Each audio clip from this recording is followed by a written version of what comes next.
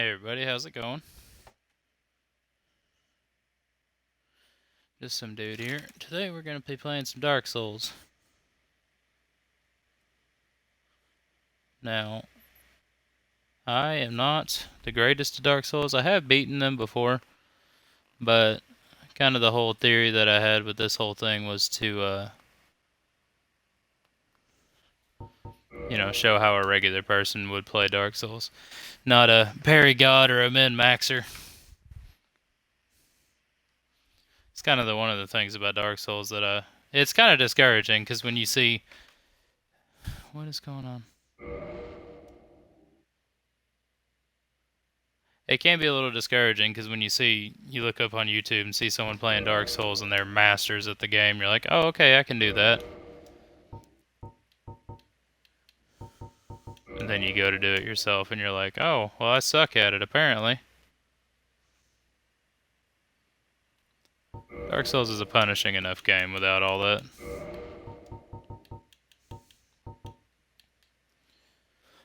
Alright, so as always, we got up, up, down, down, down. Up, up, up.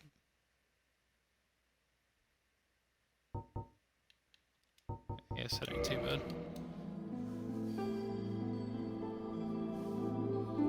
We'll try not to look up any kind of guides or anything. I've played this game enough to where it's not too much of a problem getting around. I don't know a whole lot about the lore of this game, admittedly.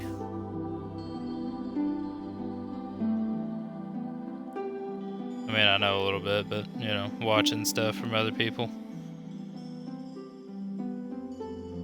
I believe this playthrough, I'm going to try and do... I don't know, normally I go with the dexterity build, and it does tend to be kind of underpowered.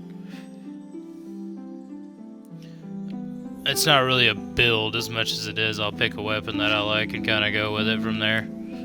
But maybe I'll try to incorporate a little bit of strength. Alright, name.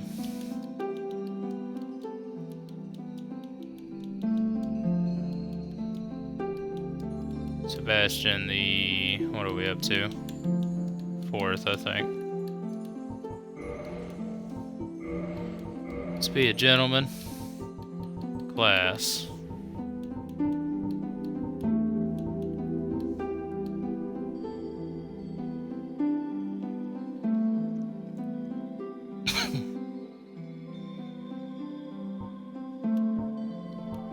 Pyromancer.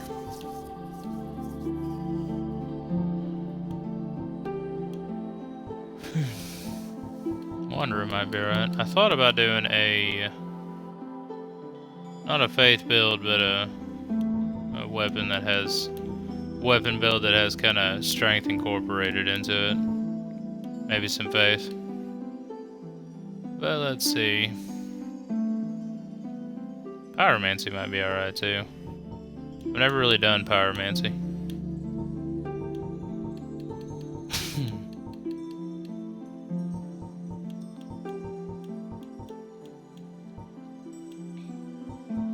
But, as I usually do in these games, we're going to be naked and afraid. We'll create our build from there. Gift. I know the Tiny Beings ring is alright. I usually go with the Master Key just because it'll unlock some stuff for you. Let's make him... Let's make him thick. Face. Oof. These completely bald faces, man. Yeah, looks like his eyes are a little too far apart. Let's be... this guy.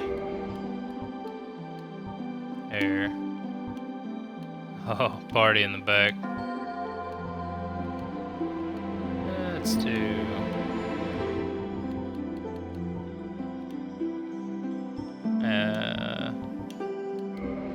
give him a nice ponytail. Hair color. Gray. The cool color. Start game with this character. Can I give him some facial hair? Oof, I don't think I can. Apparently I can't.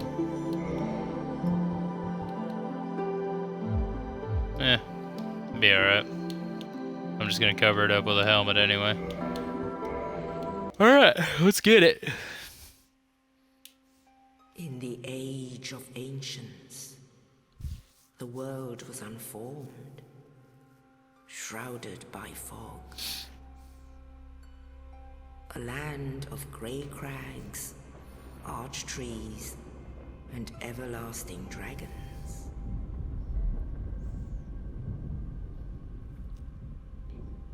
But then there was fire.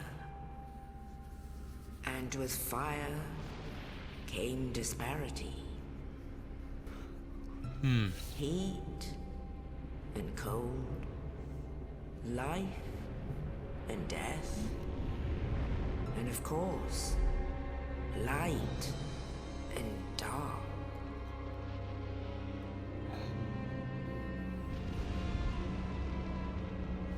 Then from the dark, they came Zombies. and found the souls of lords within the flame. And they became zombie lords.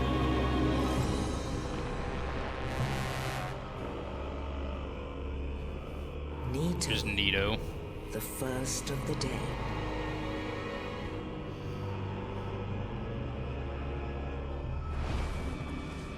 So I am curious with Nito. It says first of the dead. Does that mean that he's like the king of the undead, or like is he undead, or he was the first guy to Lord of die? sunlight and his faithful knights. Now these silver knights, they have a one-handed longsword that is badass. Easily forgotten. I always do the grinding to get it immediately, as soon as possible. With I don't know if I should go of lords. for a little bit of faith or maybe some pyromancy. I've never actually done any kind of build with pyromancy in it. Gwyn's Maybe I go for like a strength pyromancy build. stone skills. I say build, but it's not really like a build. Great firestorm. I had no commitment. I don't have enough commitment to these games. I try to just enjoy the gameplay itself. Nito I feel like when you spend a lot of time doing like min-maxing and looking for particular builds and stuff, you kind of detract from the enjoyment of the game. Scales betrayed his own, and the dragons were no more. Kind of curious if he's covered in blood or if he's just naturally like red.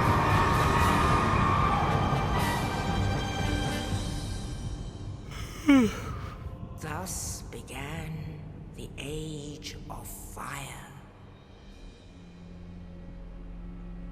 I do like that city though. But soon the flames will fade. I have a thing for bridges, and only especially dark aqueducts. will remain.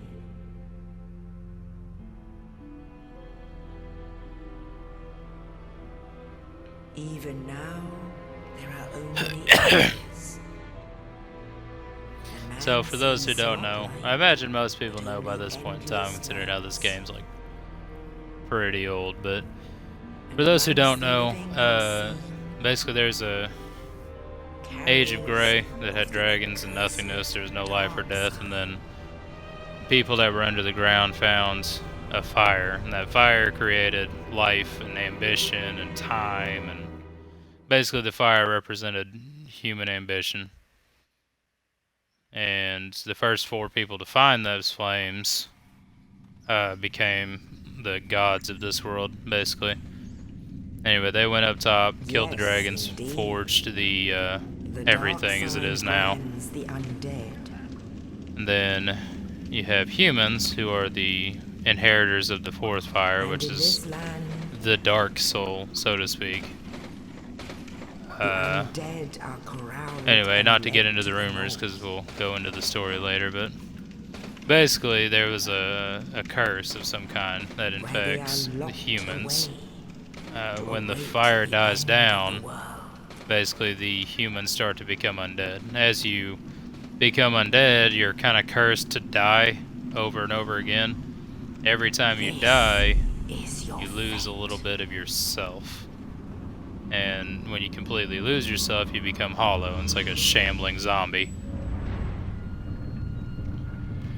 So our character looks like beef jerky right now. If you see that thing on his chest, that's like the manifestation of the dark sun. So you get items in the game that's called humanity. You can use that humanity to restore your soul and your, non-beef jerky looking status. Different civilizations have different ways of dealing with the undead. A lot of people lock them away. Sometimes they throw them into pits, all kinds of nasty shit. But anyway, the thing is, the undead, they can't be destroyed. They can't be killed entirely. They can't be dealt with, really. So every time there's an Age of Fire that comes through, and you have to link the flame and do the whole thing, more or less, there's a lot of ways to deal with the undead, but you can't ever remove them entirely. That's kind of the issue that most of the big bads of the game have, is dealing with the undead.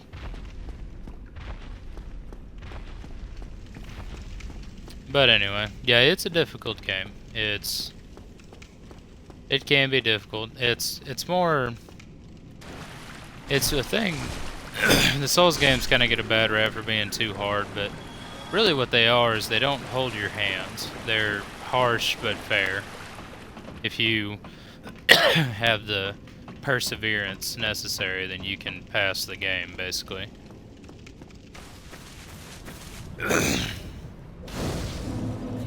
So this is a bonfire. It's basically your save point. Whenever you die, you will return to the last bonfire you rested at. This could definitely shoot you in the foot if you rest at the wrong bonfire. There's one in particular that I actually don't like to rest at for that reason. Boy, look at those ass cheeks.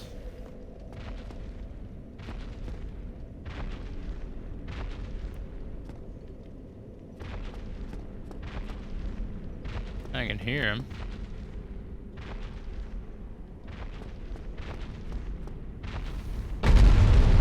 Ah!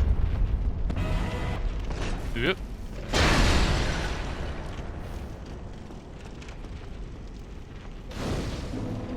There's definitely a few parts that I have learned the lessons of. Let's see, we got a shield. Remember my buttons here.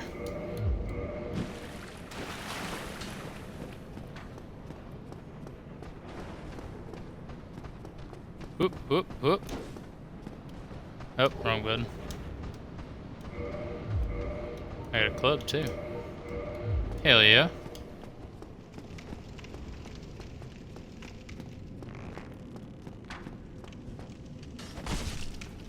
Whoa.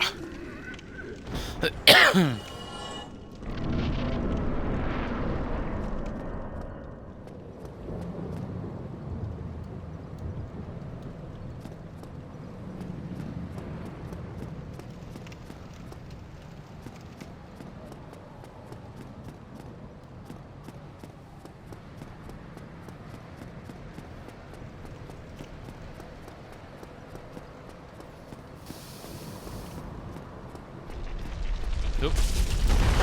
Oh shit. Oh, Hey, thank bud. goodness. I'm done. I'll die soon. I wish to ask you and I were both... Regrettably. Yes. But perhaps you can... There is an old saying, thou who art in thine exodus from the undead asylum, when thou ringeth the bell of awakening. Well, now you know. Oh, and Esther... Thanks, buddy. So Now it gives I you an will Estus hate flask, and that's what you use to heal yourself. I wonder if I kill him, will it do anything? Oh shit!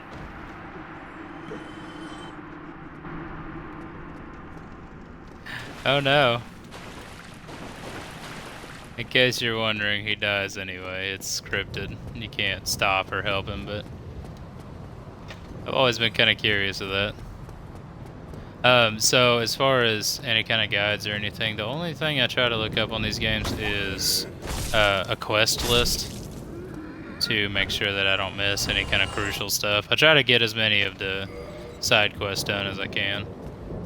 As far as like builds or where to find things, unless it's like super obscure, I try not to mess with it too much. Ah!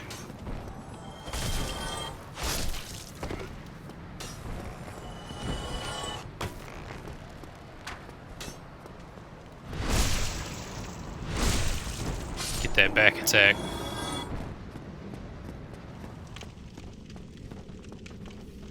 You know, you're supposed to be able to do a parry attack, and I think I've done like 3 parries ever successfully. They are not my thing. It's locked.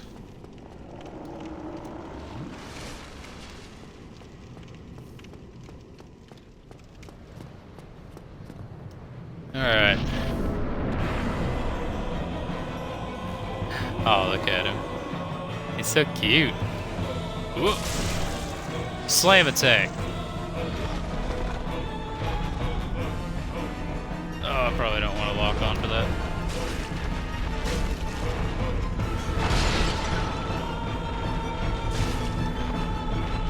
I do tend to have a bad habit in these games.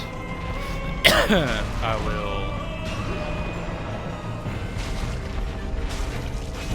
Ah! Shit. Anyway. I do have a bad habit in these games. I will try to dodge too early. The dodge timing in all 3 of these games is different. So you kind of got to be careful on... You got to be careful on how you dodge, how you choose to, and when you choose to. In Dark Souls 1, the dodge timing is actually later than you think it is. You think, basically as soon as they attack, that they'll react. That you react with a roll right away, but in this game in particular, it's actually a little bit later than that. Then of course with Souls 2, the hitboxing is garbage. So even if you dodge perfectly, there's still a fairly decent chance you won't go through. And you'll still get hit. Everybody craps on Dark Souls 2, and for good reason, but I think Souls 2 is the first Souls game that I actually beat. And it's always going to be near and dear to my... Look at that thong. My god. Like, they couldn't have dressed me in like a pair of briefs or something. Anyway. Yeah, Dark Souls 2 is the first Souls game that I ever played to completion, so it's always going to be dear to me. But I beat Dark Souls 2, and then I think I actually beat Souls 3, and then went back and beat Souls 1. I think so far the only game... I have not beat Demon Souls because I don't have the means to play it. And then I've not beat Bloodborne. I gave it an honest try, but the gameplay style of Bloodborne doesn't suit me very well, so I kind of, truth be told, ended up getting pissed off and quitting. I usually tend to do that at least once with a Souls game. But I beat that. I beat Sekiro as well. And that game is different. I beat Elden Ring recently. Alright, level up. I do not remember what it requires to do pyromancy. So we'll do vitality and start working on some strength. Let's do 2 points in strength. Oh, yeah, we'll do 2 points in strength. Well, let me guess, but there's no such... well, since there are, one's up above in the undead church, the other is far, far. Ring them both. And something happened. Yeah, I have absolutely no intention of doing some cool builds or anything. I just want to play the game. I try to enjoy the game, whatever I tend to like, whatever style I tend to have. I try not to do builds too much. I actually think I might try pyromancy though. Basically, you use a humanity, and it gives you the little 1 slot over there. And you go to a bonfire, reverse hollowing. And there we go. No longer beef jerky. I can't remember what all it does. I think it does different stuff in different games, but I think in Souls 1, when you're hollowed, you have lowered immunities or resistances, something like that. But anyway, the other thing is you don't want to use your humanities. Think of your humanities like money in the bank, and then, you know, your used humanities, the number in the corner. Think of that like money in your pocket. And everyone around you is trying to mug you. So when you die, you lose the humanity in your pocket, but you can't lose it in the bank. It's kind of like Sekiro when you have money that's just on you versus money that is stored in the form of money bags. Basically the same concept. Hello, I am Petrus of Thurland. If not, I prefer to keep a distance. Man, you are tons of fun, ain't you? Hello there. I realize that I have requested... God, look at his weird muscles in his back. But I also want you to... Here. No, go ahead. Oh, thanks. He gave me pocket change. Basically, if you talk to this guy enough, you can enter a covenant with him, and he'll teach you miracles. If you're into that sort of thing. I'm not really trying to commit to a magic in particular at the moment. Mostly, it's... My companions, she is young. We are her Come again. The effective... Mostly, it's just trying to make sure that I get access to stuff in case I want to. Thing is, that guy right there, he'll teach you miracles, and as far as I remember, he's the only guy that'll teach you miracles, like, in the area.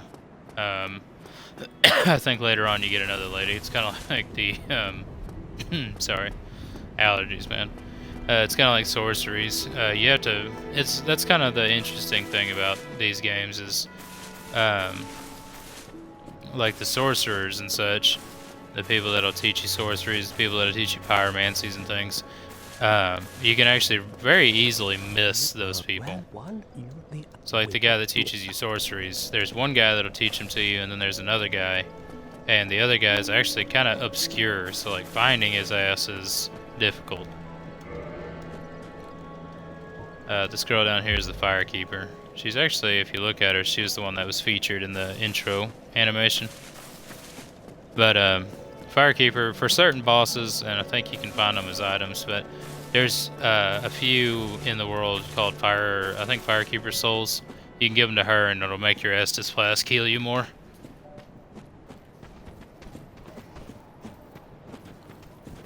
Whoop, back attack. Is he dead? Okay.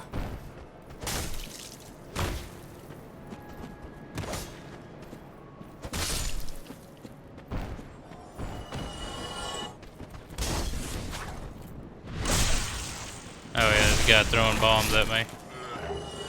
Take that. Whoop.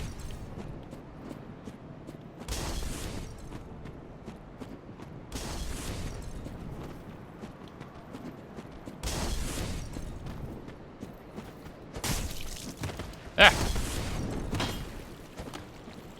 Ooh. There we go. Oh god. Oh.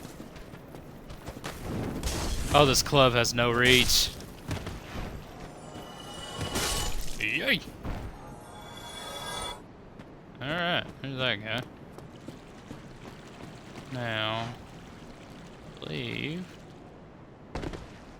There we go. Then you run along this. There we go. Bam! Secret. So that is a Ring of Sacrifice.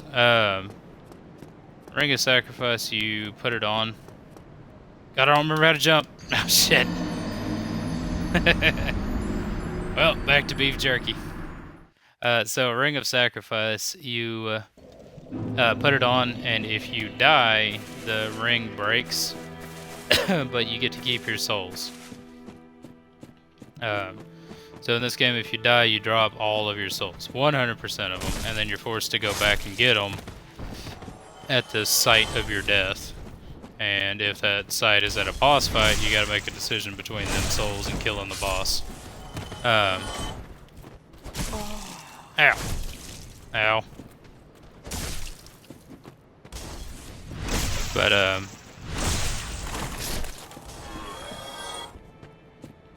anyway, yeah. Come here. Yeah! Oh god. Oh, they're gonna get me.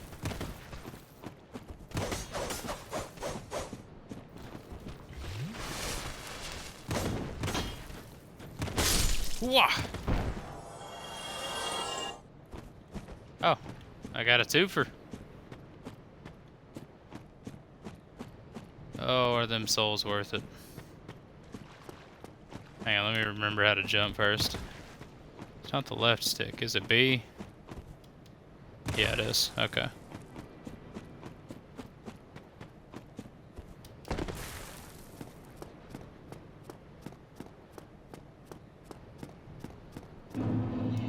Take that.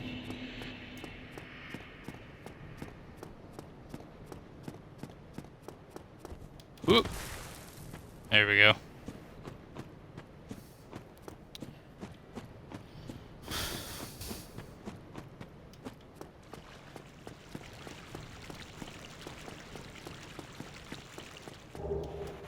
Take that.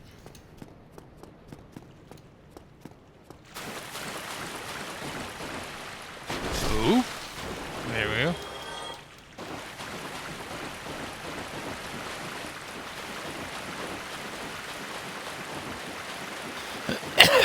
And my beef jerky self. God, I forgot how much it affects you.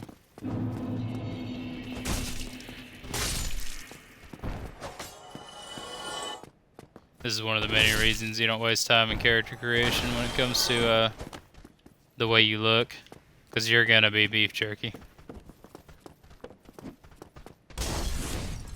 Ow.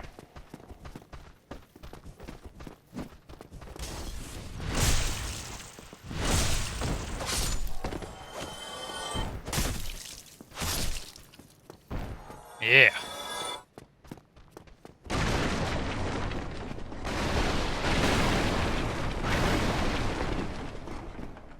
Bracket boxes like Link.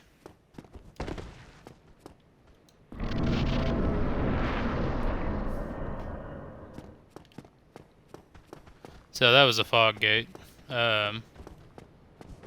Most of the time fog gates denote bosses. Oh hey. Anyway, most of the time fog gates denote bosses. Sometimes it's in there kind of just to fuck with you. Keep you on your toes, you know how that goes. Ah, shit. I done suplexed his body off the edge. He could have had something good.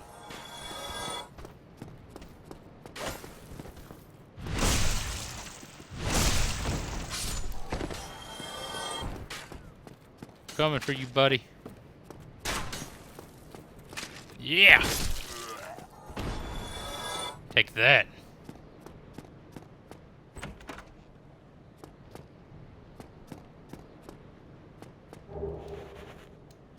Hell yeah.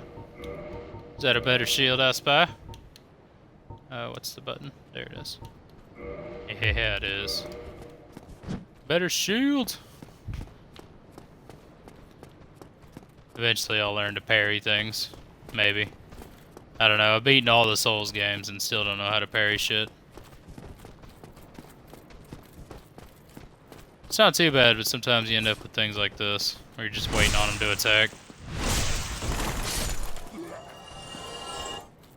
Let's see if I can do it. Yeah! Oh shit!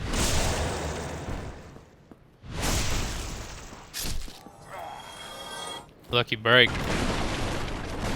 The way that I understand the parry system is that you have to... It's a weird thing. It's like the parry doesn't work if you try to... The parry doesn't work if you try to do it like when they're at the apex of their... It's like you have to parry them when they're in their wind-up part, not when they're actually stabbing you with something. It's like the parry point and the eyes are confused. Don't mind me, don't mind me. Ah, shit!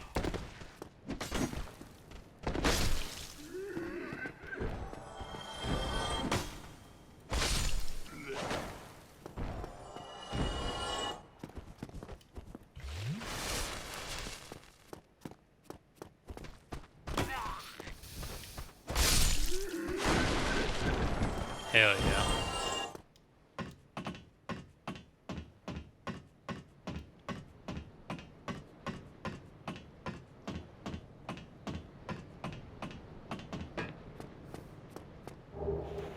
Oh, this freaking jump.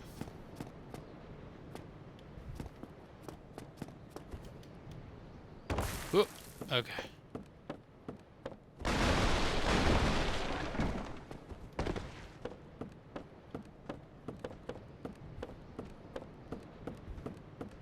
There we go. Crossbow. I don't personally like the crossbows as much, but I will take it. I prefer the short bows or the long bows because they have the manual aim mode. Oh. Oh, what is that? Hell yeah.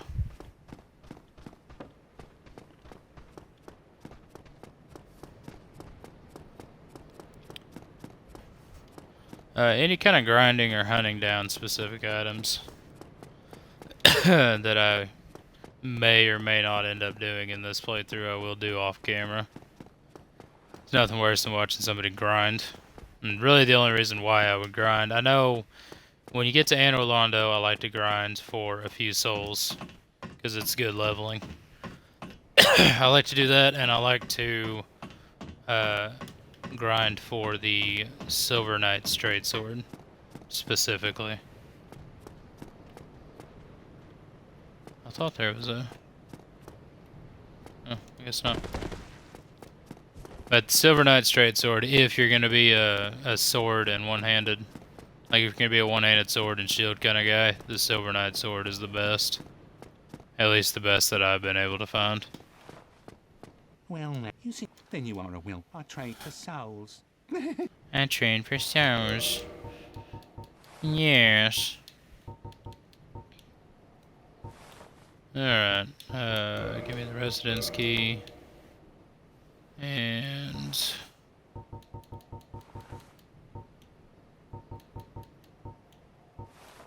I should probably pick some stuff up like that, but I don't plan on it. Things are getting treacherous. Can I sell? Can I sell? I don't think I can in this. What a go and What a waste of time. I bought something from you, you fucker. I need that bottomless box. I guess I don't have to have it right now. Since you can't really sell stuff. I think you can sell stuff, but it's later on, but it's not really worth it in this one.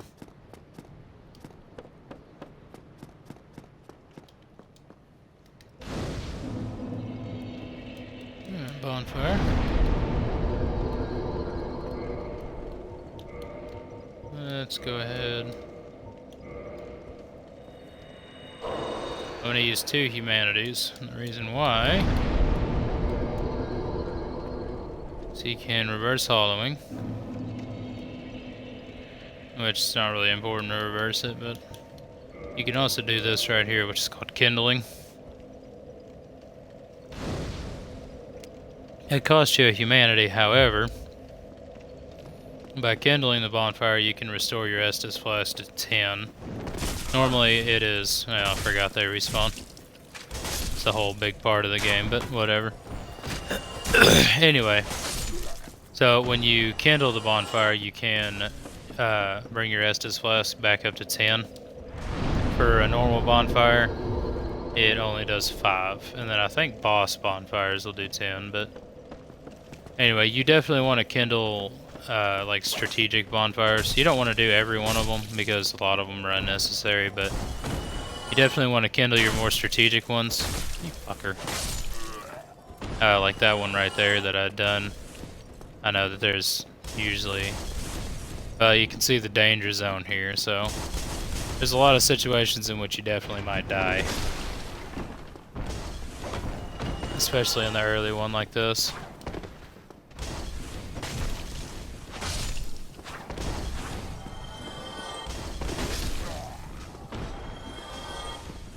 Okay. But yeah, I would like to run through the Souls games. I think on stream. I know this is a chest. Rule number 1 of Dark Souls and adventuring: always smack every chest one time.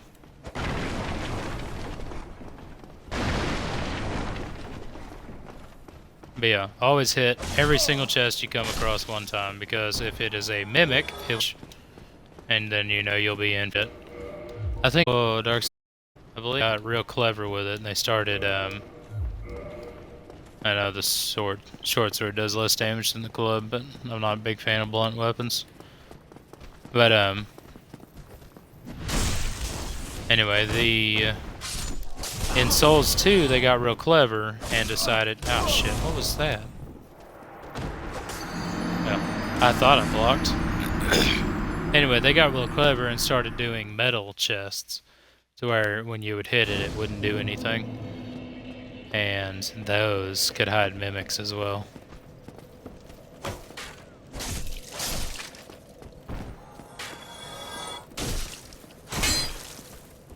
Oh.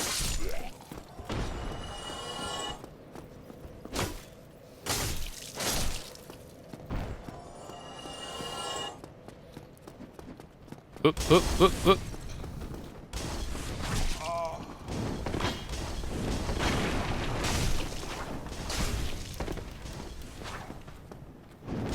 Oh man, bad situation. See now right there, I just lost all 1,400 souls I had.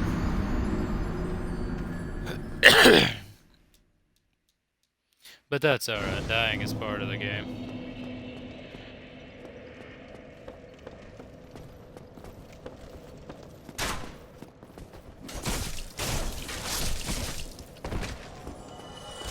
Hell, I might have to switch back to that glove. Thing does no damage.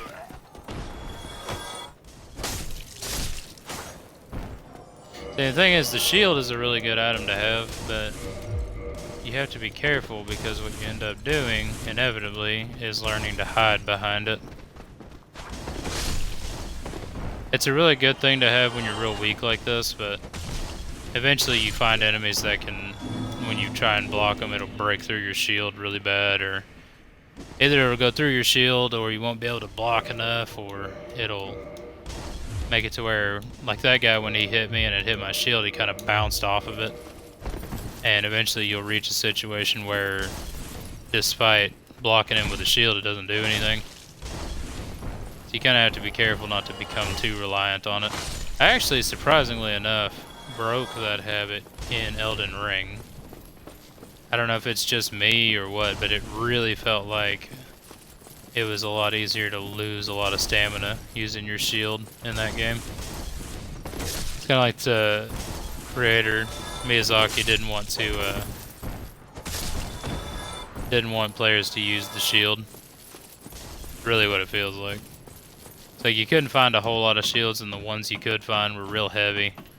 They didn't block just a whole lot of damage. Now, you made shields kind of unappealing for sure. Oh god! I'm just gonna hide right down here. Huh, never been down this little spot.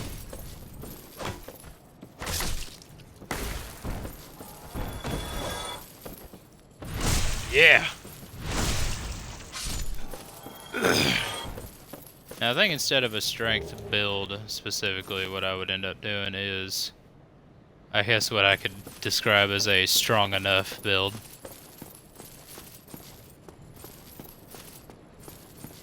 Is this anything?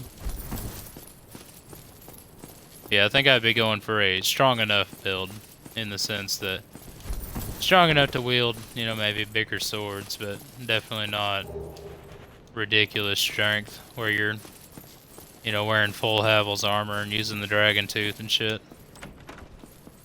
Residence key. I believe that was the key I bought from that creepy guy. Always hit every chest.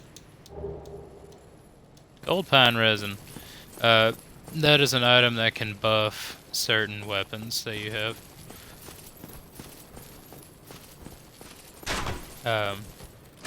So it's a resin that coats your weapon, and depending on what type you get, it'll coat it with a different effect. Gold pine resin, I think, infuses your weapon with lightning damage.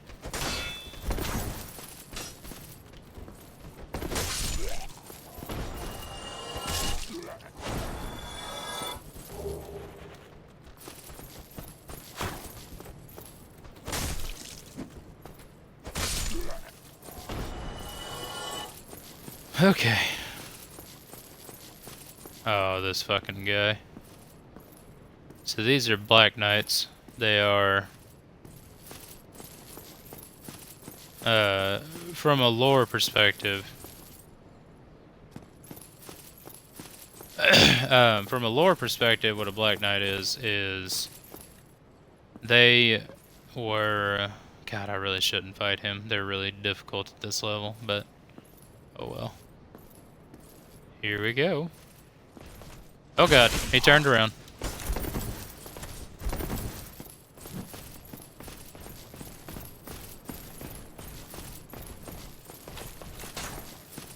I'm kinda curious if I can get there though. 'Cause I do want that item he has. Anyway, so they were Silver Knights, which are Gwyn's personal, like, soldiers. And anyway, the Silver Knights, I'm fixing to fuck myself here, but... Anyway, the Silver Knights were soldiers of Gwyn, and the Black Knights specifically are the soldiers of Gwyn that followed him into the kiln of the First Flame, which...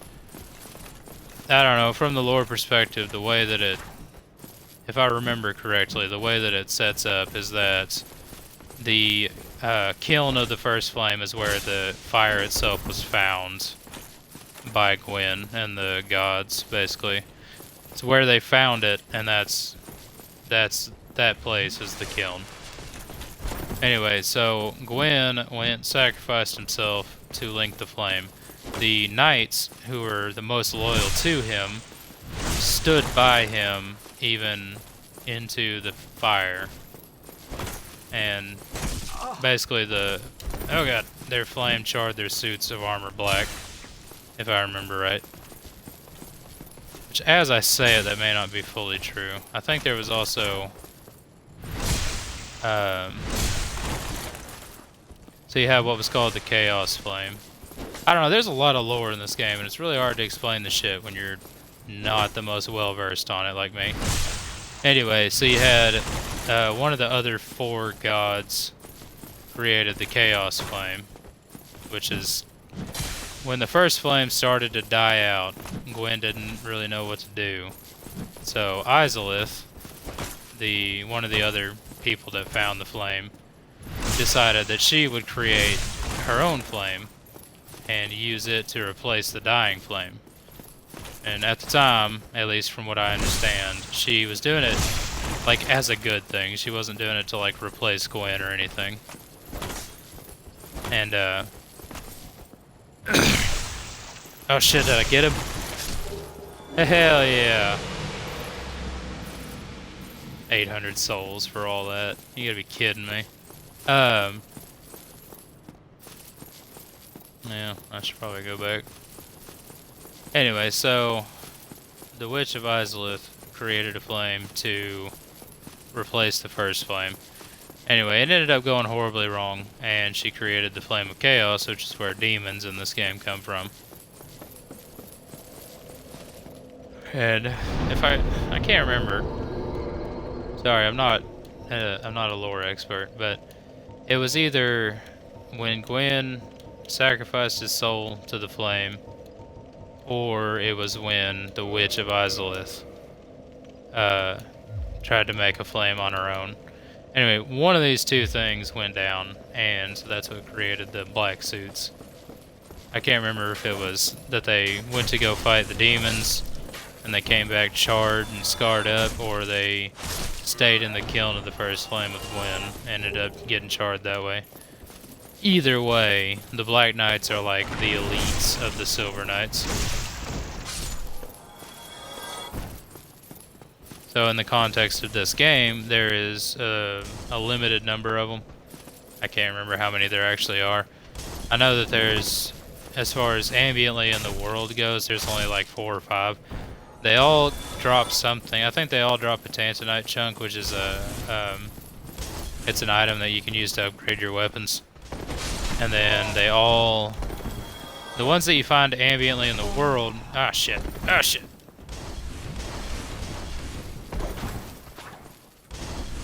The The ones that you find in the world, they do not respawn when they die, so they're one-time enemies.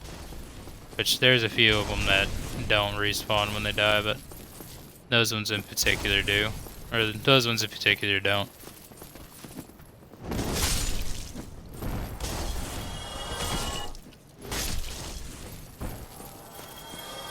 Sorry if I'm talking too much or rambling, but Dark Souls is a game that requires a little bit of concentration. It's a little more difficult to stream it because you can't, you know, take it casually.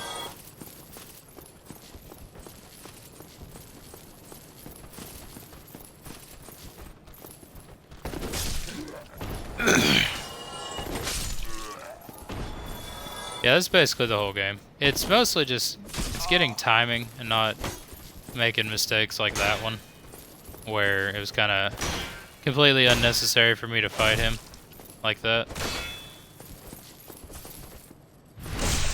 There we go. Man, this armor I picked up is some jingly shit, isn't it? Alright, so I got the ring, I got that. Hey, buddy. Hold on. I did pick up a crossbow.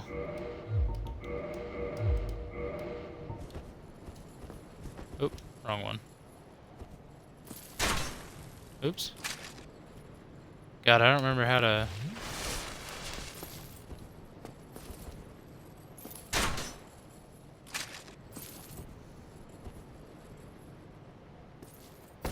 Ah, shit! Ah!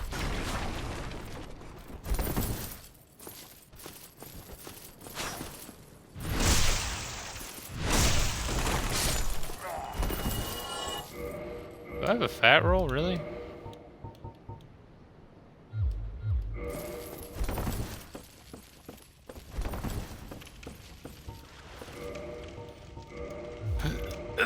So in this game you have weapons and armor, and of course they all have a weight. Can I not manually aim this?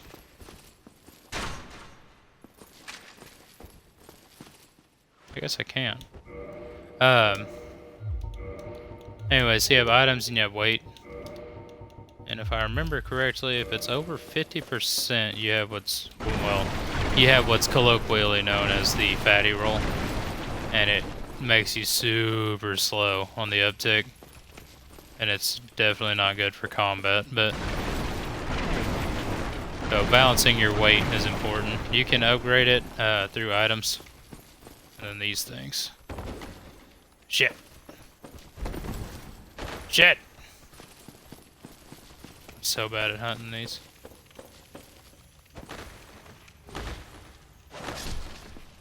So those are crystal lizards. They give twinkling tantanite. Can't even remember what it does, but twinkling tantanite's pretty important.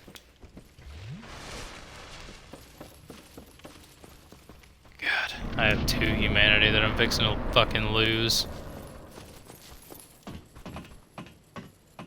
So this fight right here is, for me anyway, like the thing is, I'm a normal, regular person that plays Dark Souls. I'm not a parry king, not a min-maxer, I'm not a guy that knows what he's doing. So for me, little fights like this one are such a pain in the ass because, you know, not really good enough at the game to do well at it. You'll see what I'm talking about. There's an enemy on this bridge, and I suck at fighting him. So as soon as he arrives, you'll want to run over here. This is pretty much the fight that, or this is pretty much what anybody would do. It's not really a cheese as much as it is a normal fight. Oh god! Yeah, and then sometimes you do that, where you waste it.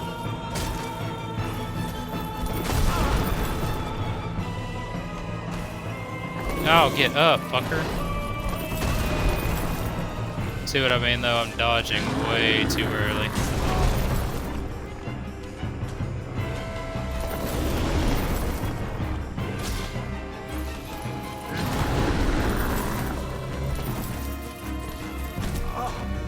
What? Well, I'm sorry he stepped on me. He's 85 feet tall.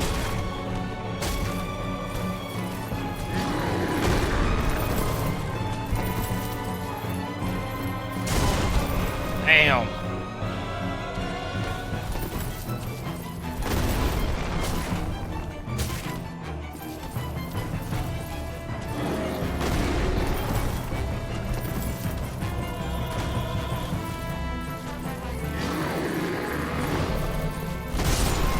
Oh, fuck off. See what I mean? I'm real bad at fighting that guy in particular. I can fight a fair amount of enemies at a decent pace in this game, but not that fucking guy. I don't know if it's like the arena or the fact that every time I play this game my dodge timing sucks. Because like in Souls 3, the like dodge mechanics in it are shit. In Souls 3 the dodge timing is super tight. Like there's not really much room for error in it. And the dodge timing is super tight and the hitboxing is super tight as well.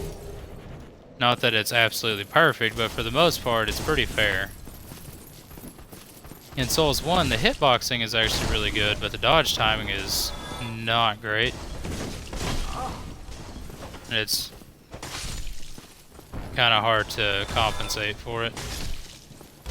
Because like in, you know, you play like, play Souls 3, Bloodborne, Sekiro, Elden Ring, and the dodge timing and everything is pretty perfect.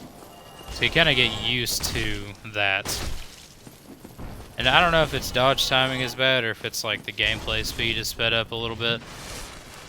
But it feels like they swing slower than they advertise. I don't know, it may just be me sucking, but that's what I've always felt about it.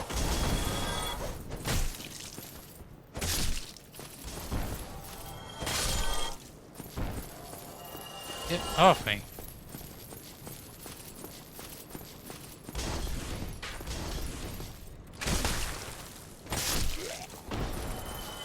Okay.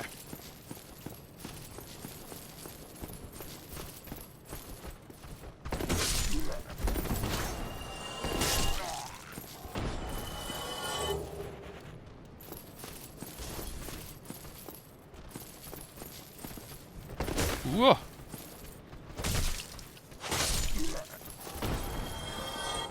Hey, buddy. Oh, I guess without that barrel, he just comes right down. Alright. Time to go do this shit again.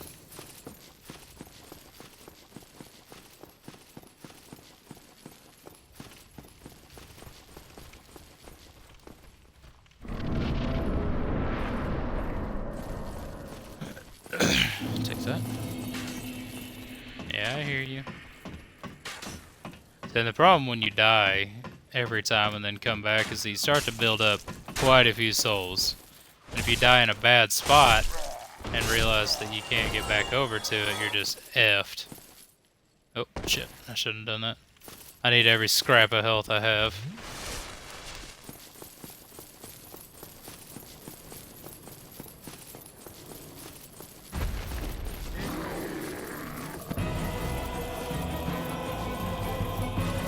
Now, just like the Asylum Demon, the whole point of climbing this ladder is so that you can get a plunge attack. If you screw up like I did, then you don't get that attack. There we go. I mean, you can see the point of it is how much that knocks off. Okay, I gotta remember to dodge later than I think I should. It's alright. Ah, shit. Get up!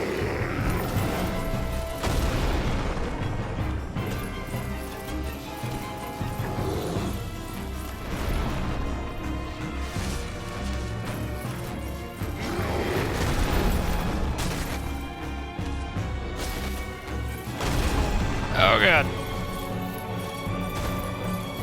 And that's the thing is like, I'm not sure the exact mechanic. I know that shields have a percentage of health that they actually block or damage.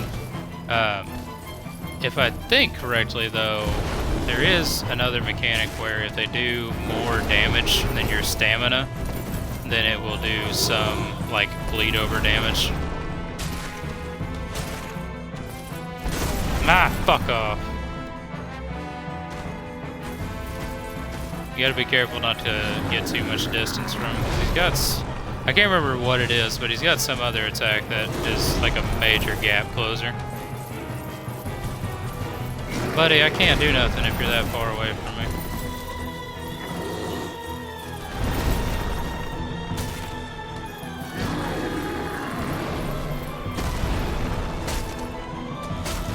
Shouldn't have taken the second hit.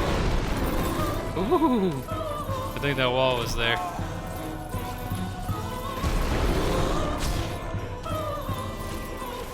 Also, disclaimer, there are certain enemies in this game that I don't really care what anybody thinks about it. I won't fight.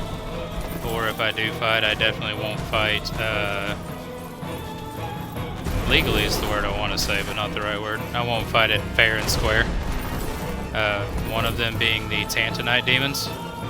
Because it doesn't matter what level you are or how badass you are, they suck to try and fight.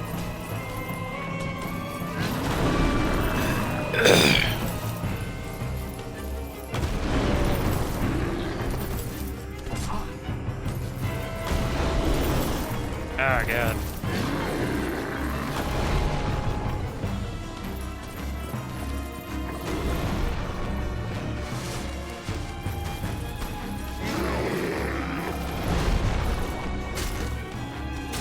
YOLO! Oh, good thing you missed. Alright. That one was only twice. I'm pretty proud of myself. Normally it takes 3 or 4 times, and I'm not joking. So I kind of clicked through it really quick, but I think that one gave me a humanity and it gave me a homeward bone. A homeward bone allows you to teleport to your last bonfire that you rested at. But crucially, it allows you to do so without sacrificing any of your souls. So like right then and there, if I grabbed my souls and I have a shit ton of them and I really don't want to lose them, I can just teleport out. You gotta be careful though, because homeward bones take a second to actually work. So you can get caught with your pants down on it, so to speak. Hello, I am This gentleman here is Solaire.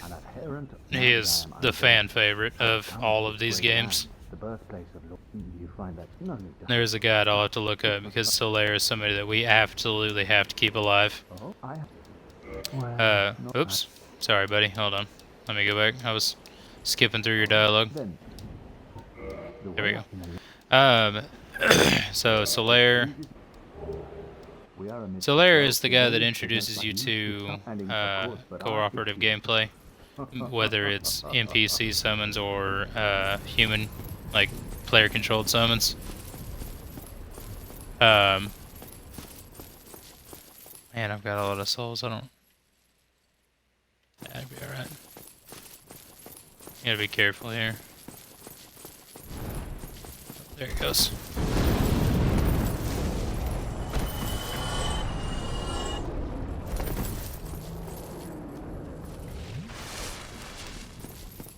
I hate this part.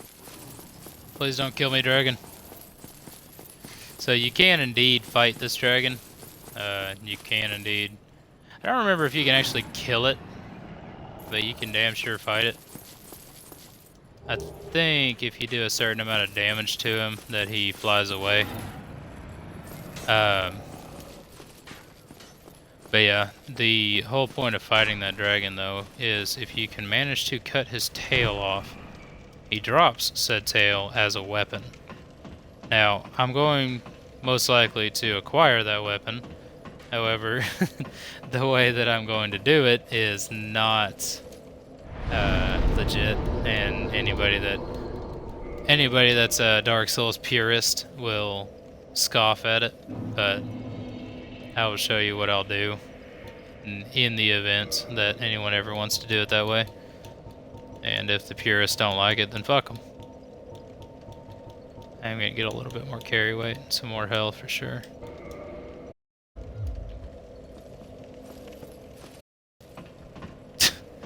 God, that outfit. You look like a stripper. I gotta get some pants.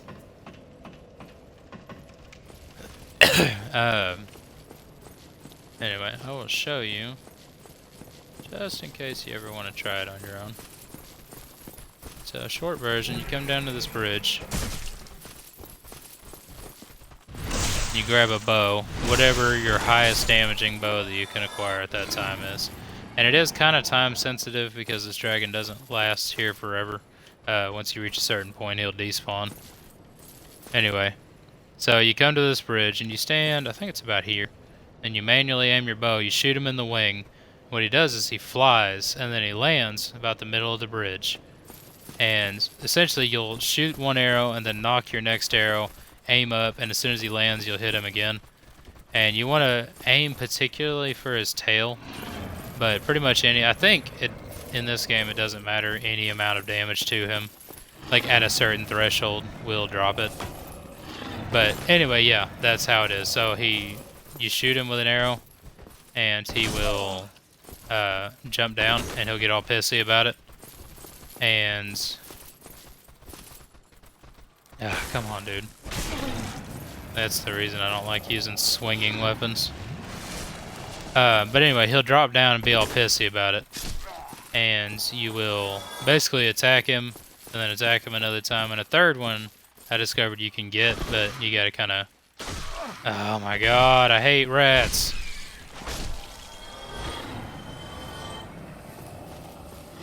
Now I got the poison status, which at this stage of the game means I may as well die and start over.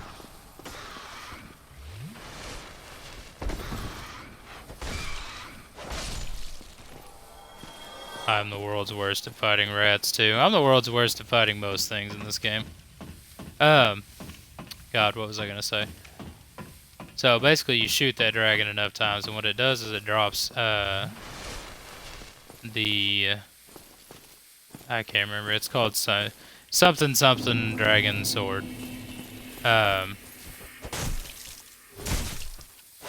anyway, so this dragon sword is pretty badass, and it's got an effect as your like right-handed. I think you have to two-hand it, but in your right-handed attack, it has the effect of, I don't know, for the old folks that are out there, the anime called Inuyasha. If anyone remembers that. The main character has an ability called Windscar, and that's exactly what it reminds me of. Oh god, that pig's coming! How loud he coming?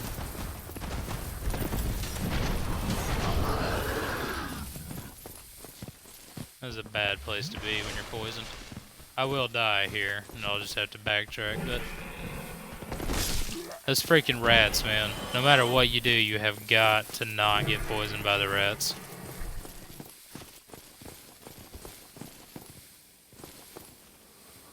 Oh, this is so stupid. There's a Black Knight up here.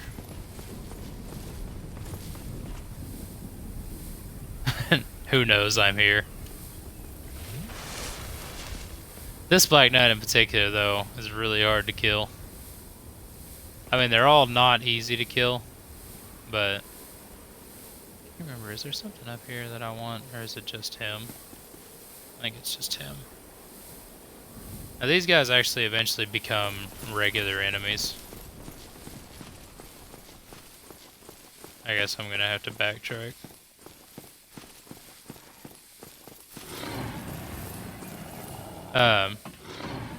But yeah, actually, funnily enough, the Taurus demon, there's another demon we'll fight later on. But the Taurus demon, this other demon, and then the Black Knights actually become regular enemies later on in the game. Now, the Black Knights are a lot less common. Or I guess they all are. They're only found in a couple of places each. But yeah, that dragon can fuck off. Now, I will eventually go get a bow, go get 1,000 arrows, and do the cheese myself. So, if the next time I get on here and stream, I suddenly have that weapon, don't think I did it legitimately. I just don't want to waste a bunch of time on stream like that. Because, I mean, it takes a good 15 minutes to take care of it that way. So I don't want to be that guy that's wasting a bunch of time.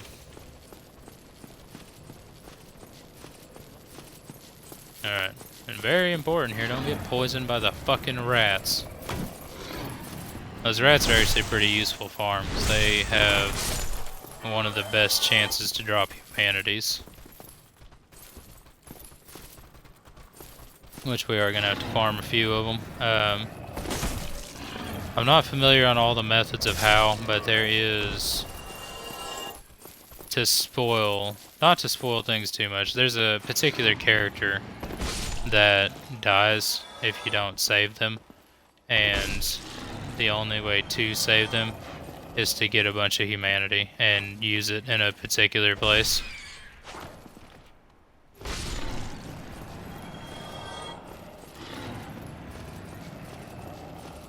There. Look at that jiggle.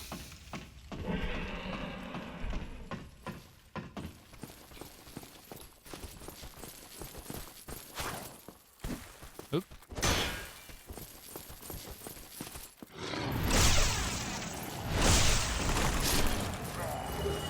Ooh. Now we're cooking. Take that long sword. Now, the long sword does do a little less damage than the club, but it has a much better reach, and it has a stab, which is absolutely necessary.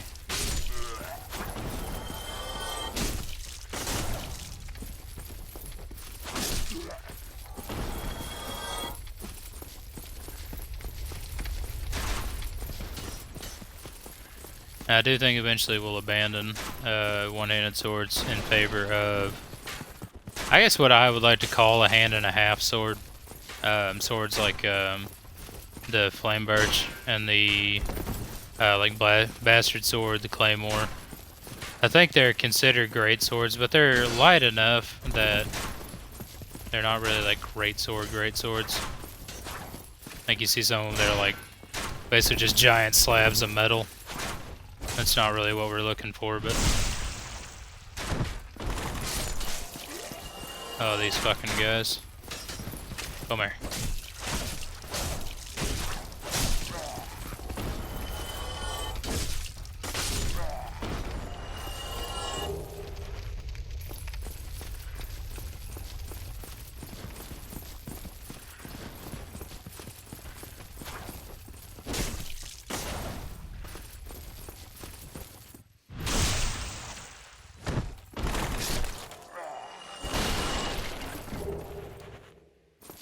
Follow Soldier Shield. See if that's any better. So now you get the choice. So basically this weapon here, this is damage reduction as a percentile. This weapon here will reduce all physical damage and fire damage. Stability is, if I remember right, how... I think there's a help menu. Yeah, stamina consume and taking attacks. So basically heavier shields will reduce the amount of stamina it takes to block an attack.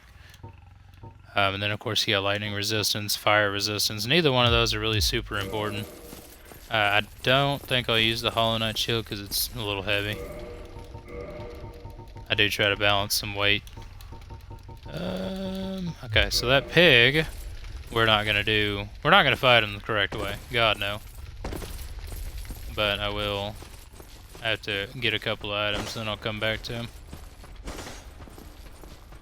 Anytime you see an enemy running away, don't chase him. Pretty good chance he's got some homies.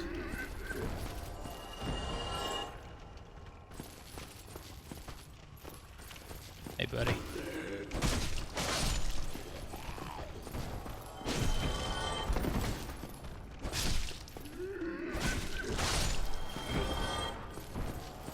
I did always like fighting these little guys.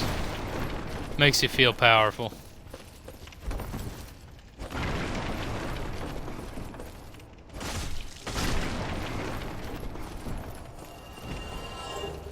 Mystery key. What does it do? I guess it's a mystery, isn't it? Resembles a basic prison cell key. I think I remember where that goes.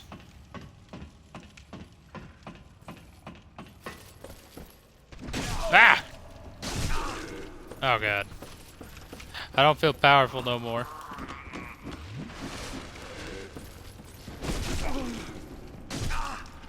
Ah.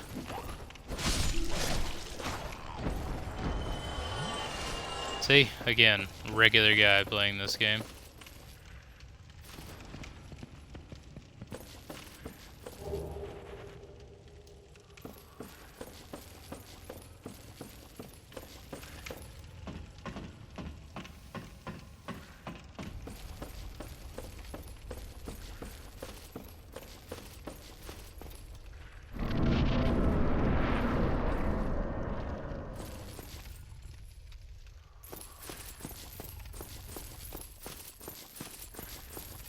These guys. The Balder Knights, I think they're called. I think it's the Balder is the name of their equipment. I can't remember what they're actually called. These guys are my favorite. When you talk about like super early grinding, these guys are my favorite.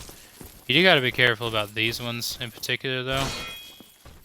They have a particular stance.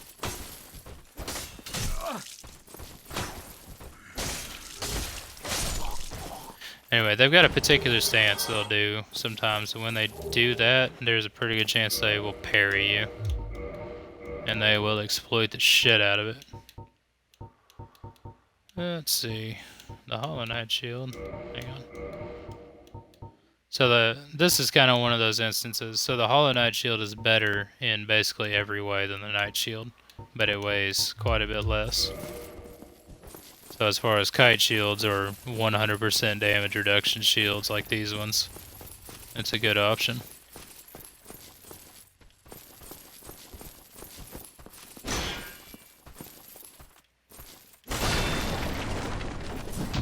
Oh, got that parry.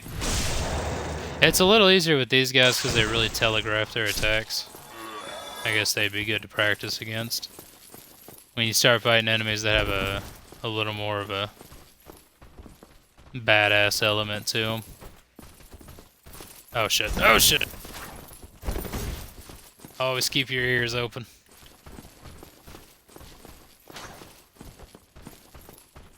Oh god, no, thought I died.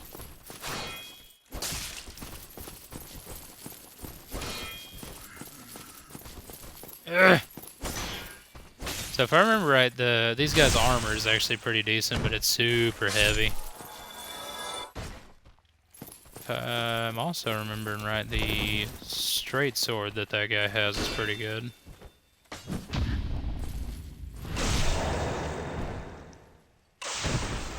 Yeah, suck on that, bitch.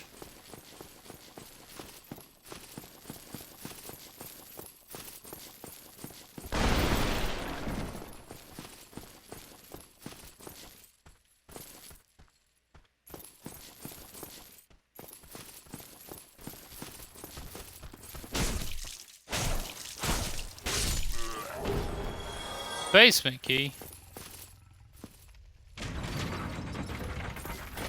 Go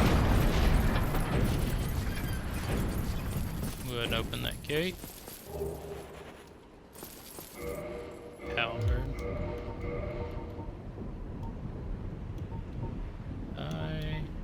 So down here in the right hand corner you see the numbers that are written as red. They're required parameters. That's your stat requirement to use certain weapons. If you don't reach that stat requirement, you can still use the weapons, but they're really inefficient. I think you get like quite a bit of a damage penalty, and they swing slower.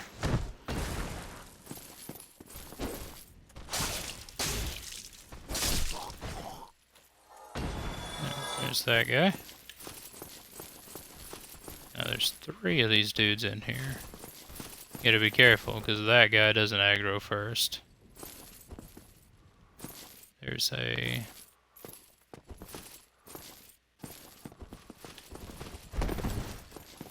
There he is.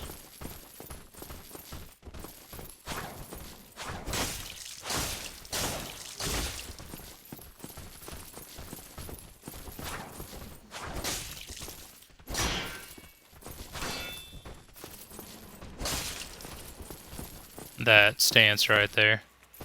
Best thing to do is just wait until he stops doing it. Or see if you can get around him for a back attack.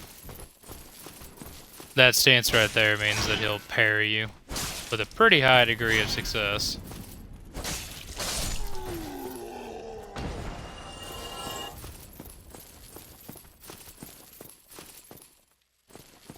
Hey, buddy.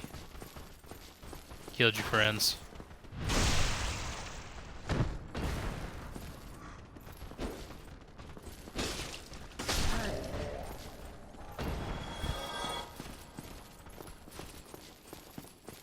Alright, so we unlocked that gate down there.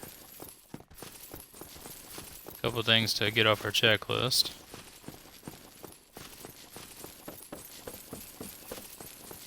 So I didn't attack Tons of Fun in that room because he's a pain in the ass.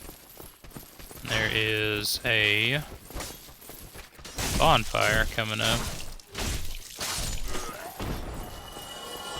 Pretty much you want to save your unnecessary attacks for when you know there's a bonfire nearby. It's kind of like in the old classic video games where you had the only save stating was checkpoints. So it's like you'd reach a checkpoint, you'd be like, oh, okay, now I can try this. That's kind of how this game works.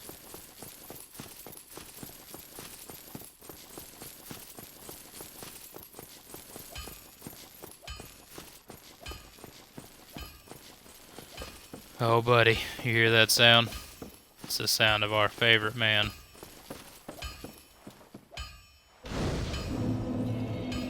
Man, why's my guy so veiny? Oof. Alright, we will kindle this bonfire because this is like one of the main bonfires you'll go to.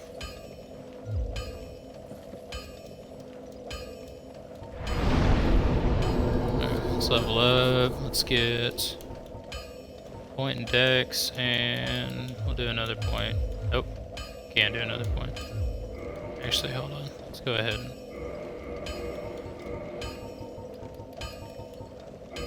God, the quality of life is. Oh no, don't do that. Quality of life in improvements in the Souls games across the generations is so vast. Alright, use all that.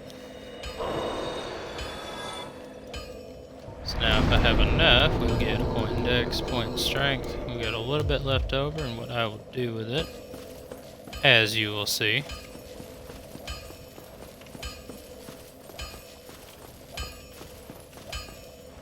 Andre. I'm on if it requires me. Andre of Astora. This guy right here is going to be very important. He sells a bunch of good shit. So he sells the smith boxes so you can improve your shit at a bonfire. He sells the repair box so you can repair your shit at the bonfire. Although, repairing in this game is as simple as resting at a bonfire. You don't, repairs to most of your weapons and stuff don't really have too big of an effect unless you go a long period without resting. Eventually I'd like to get that bastard sword, I think. What else? What else? I need... He doesn't have any of what I'm looking for. So we'll have to backtrack a little bit. Most weapons, but if you but they're not so. Anyway, so there's a couple things we're going to be acquiring from Andre. I'll be seeing you there. So if you look, we've got a Tantanite demon. This is the only one that you are required to fight. Which I don't know if you're actually required to fight him, but fighting him is strongly encouraged because he kind of blocks the path. The rest of them are kind of out of the way enough to where you don't have to fight them if you don't want to. But we are going to backtrack because we're going to kill that pig. But we're not going to do it the warrior's way. Hell no.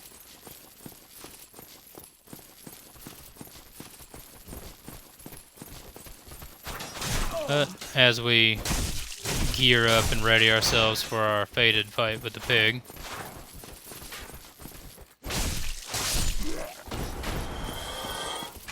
Couple items we need to take off the box.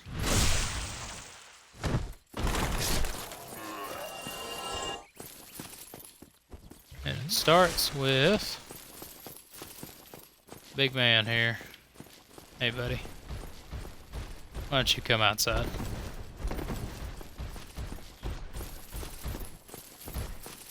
Now this guy's kind of like the Black Knights. He's a one-time enemy. He actually does spawn in a particular area in this game. Unfortunately, at the level we're at now, this guy sucks to fight. He kind of sucks to fight when you see him the next time, too.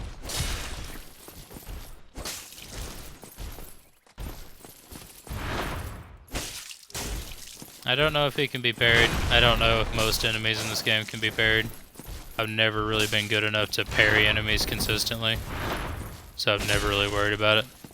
It's mostly just bobbing and weaving, doing the ollie stance.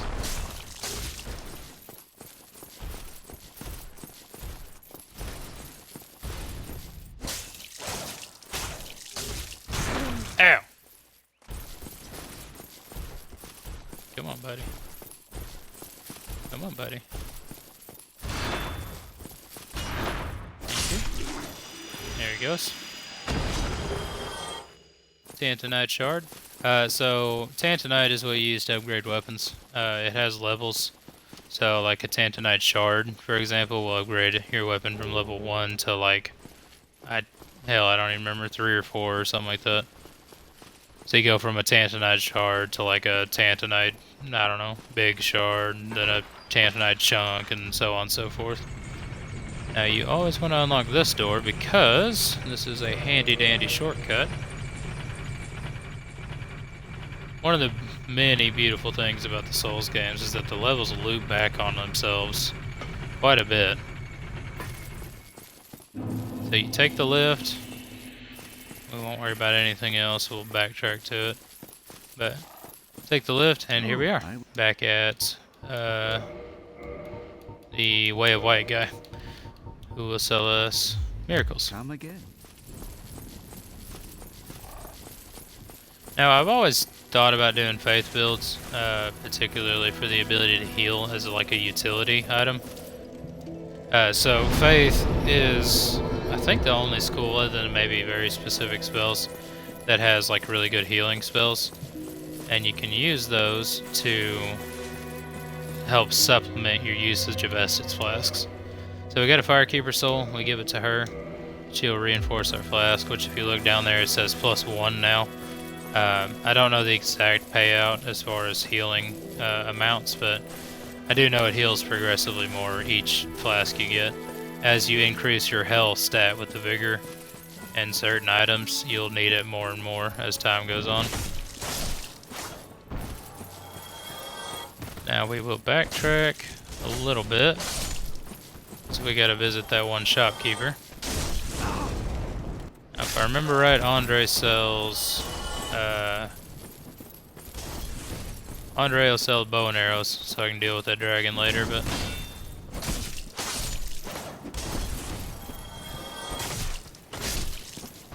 Nope. Okay. Something particular that we need.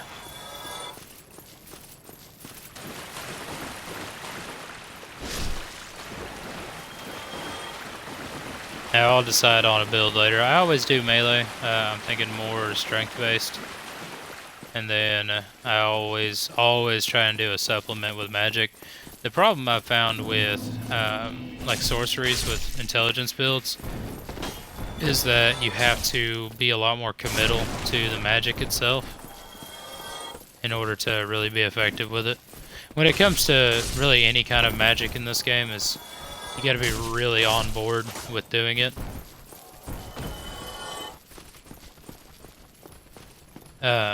So I've never been too committed on magic, or never committed enough to be like a dedicated caster in these games.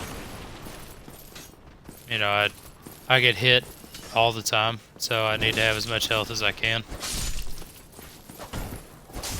I found that Faith has this sort of thing where you can have like a non-committal level of Faith, and you can get by with a few basic spells and you can get by just fine without being like super committed to it. Now for like the super high level ones, of course you have to be all about it, but I found that with faith builds at least, there's kind of this element of... Ow, shit! That's what I get for talking. Anyway, I found with faith builds, there's this element of it's not too much of a commitment to get a few utility spells. You know, like healing, for example. You can do healing at like... You only have to have like 13 or 14 faith, I think. It maybe even be less. But you can get that healing, and even though it heals like half as much as a flask, if you have 4 healings in your little spell slot, then that's 2 Estus flasks that you don't use outside. Those 2 Estus flasks could be used for boss fights and shit, and it's kind of... Oh, I got some pants, boys. It's looking up. Where's my... There it is. Yeah, baby. Now I'm only provocatively dressed instead of outright naked. But anyway, so I found that like you get a couple of heals and you get a couple of attunement slots where you can kind of supplement the use of Estus flasks. And that, for me anyway, is helpful. Once again, I'm not great at the game. My whole goal with playing this the way that I usually play the game is to kind of show that, not necessarily that there's ways around certain things, but to show that not everybody is a badass. Like, you don't have to be a badass to beat this game. I certainly am not. I'm a trial and error, get beat down kind of guy.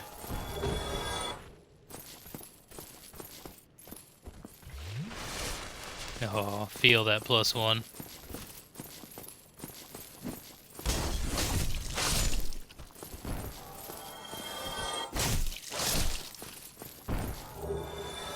Firebomb.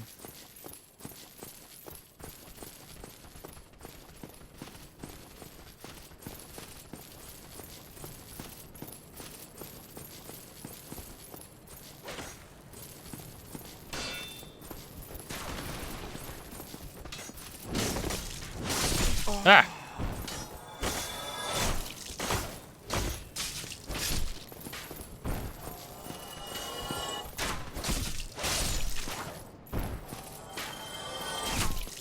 Ow, right in the noggin. He got me in the mouth. Oh no.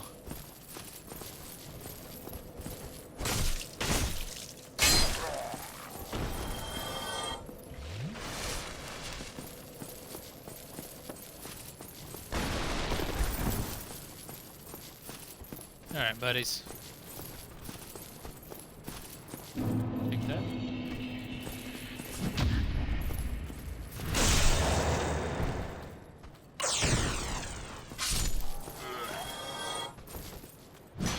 Ah!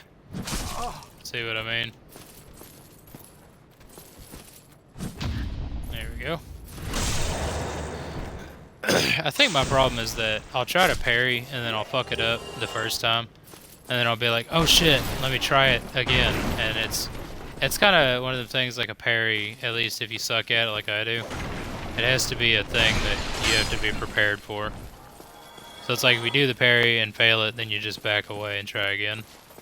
Ow, still thinking. Alright, this guy. So from you, I need a couple of things. I will take... Damn, that repair box is expensive. I can get it from Rondre though. That's fine. Grab the bottomless box so that I can throw all my useless shit into it and never look at it again. And let's grab, what is it? Fire bombs. We will need a few of them. And how much cash I got left? 2 grand. Let's see. Let's go ahead and pick up... Let's pick up that bow from him. Pick up that bow and pick up how many arrows? 119 standard arrows. Thanks Just for your prepping time. myself for when I grind out that dragon. Let me make sure I did this right too. Get the short bow. Whip all my arrows. So you do this. Oh, that isn't right. God, can I not? There it is. You press the left bumper. Okay. Yeah, that aiming reticule right there is why you...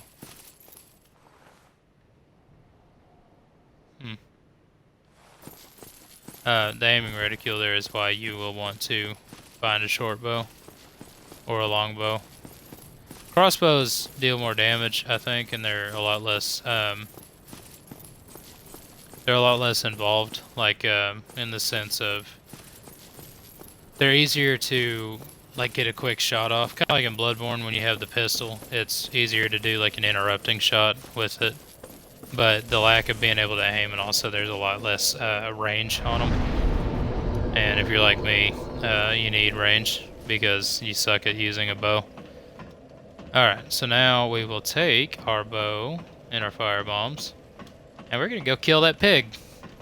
Because we're not doing this shit, you know, the get good way. We're doing this shit my way. So the pigs are super heavily armored. I believe that they are weak to magic, which I don't have any. And if I remember correctly, they are very vulnerable to fire, which thanks to the fire bombs, I have plenty. That pig is a one-time enemy in this area. I think all the pigs are. Oh, fuck off. Fuck off. Ah.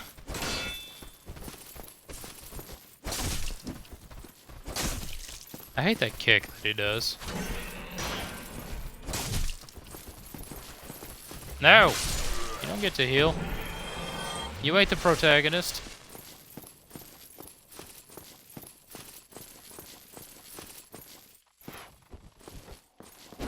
Uh-oh. Same mistake I make every time. You know, if you're not yet poisoned, then you can get away from that effect pretty easily. Oh my, why is that random ass club so much better than this sword?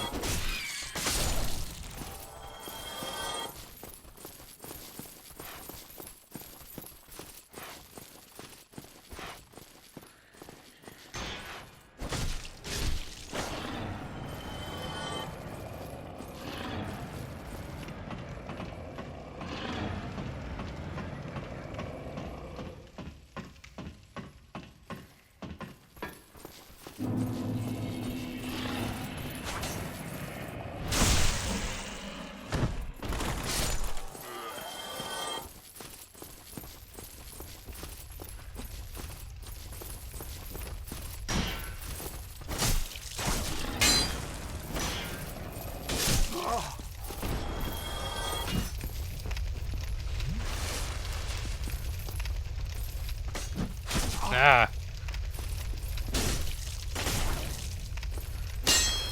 Damn it. Damn it. Okay.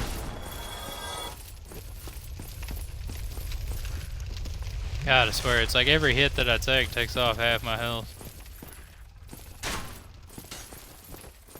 Come here, buddy.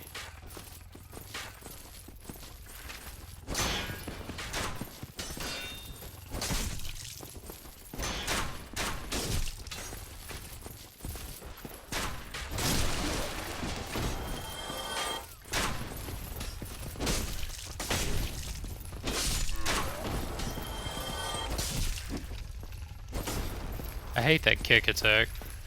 I don't remember how to trigger it. I think you can do it voluntarily, but I really don't feel like it should exist. I think what its purpose is, though, is to get past shield users. But there's better ways. Well, come on, dude. There he is.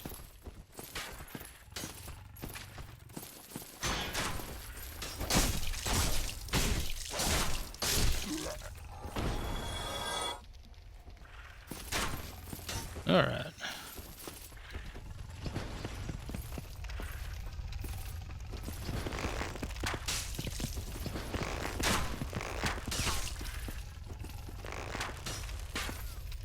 Guess I don't have to manually aim, he's close enough.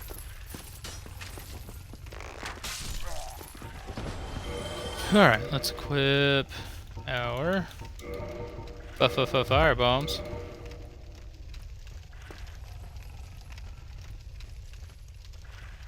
Oh.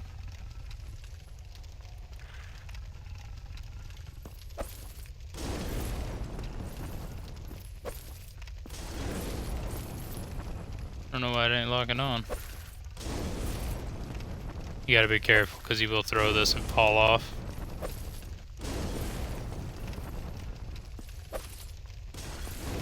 Damn it. And yes, I'm aware this is a cheating way to do this. And no, I don't care. Doesn't matter how you arrive at the rainbow, as long as you get there before the leprechaun.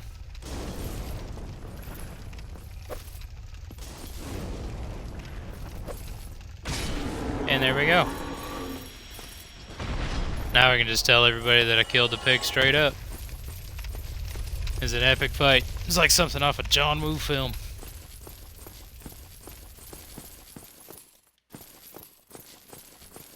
Alright, there's that. All those guys. Go and kill our Baldur soldiers real quick. Suck on that.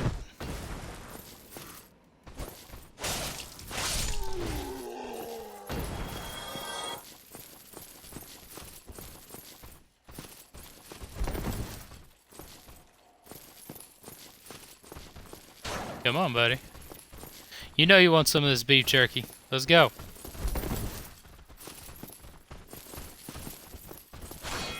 Now I'm gonna strafe around you like a badass.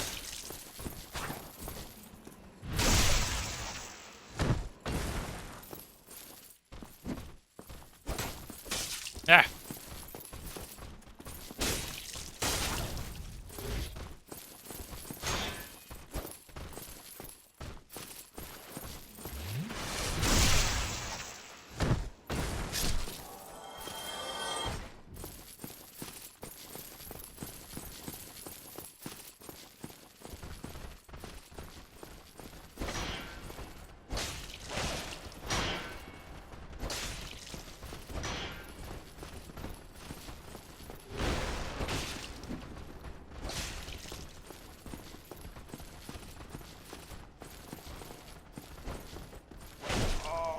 Ow!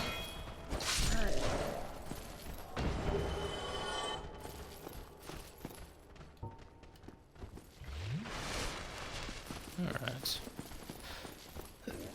Now there's an enemy. Yeah, you hear that sound? That's the sound of somebody whipping some fucking hoodoo at you.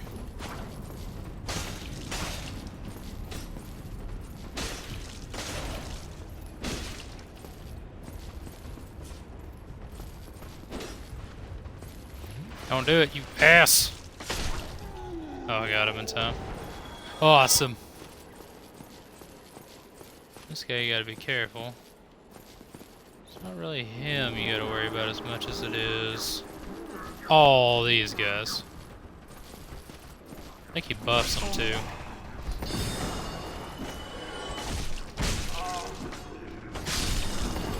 I didn't mean to do that last attack. Worked out though.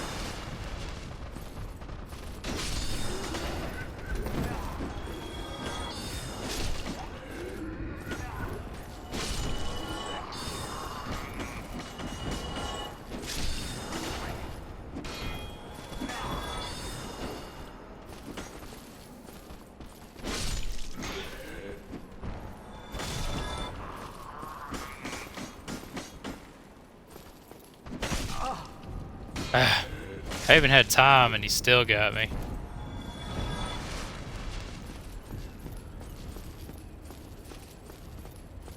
This guy in particular is also a one-time spawn. Hey!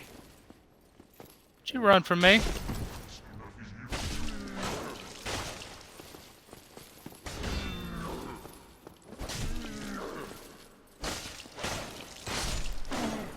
Yeah. Bitch.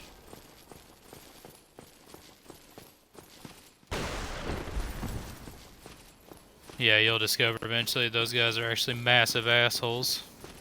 There's another place where they spawn in, and they suck.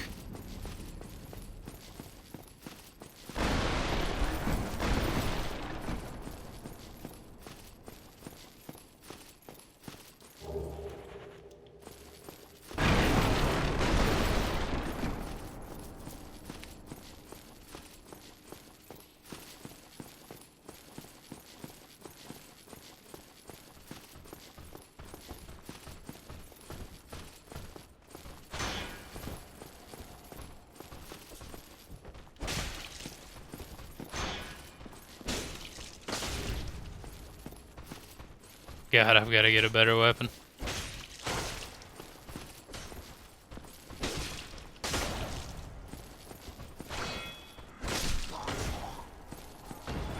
I think, if I remember right, the Claymore is a pretty good weapon for, as far as like, you know, lighter two-handed. See, like this one right here, it protects quite a bit more damage-wise. Really not even quite a bit more, but it weighs 6 pounds. Yeah, well, 6 of whatever unit of measurement is in this game, but it weighs more than it's worth, even though it looks cool.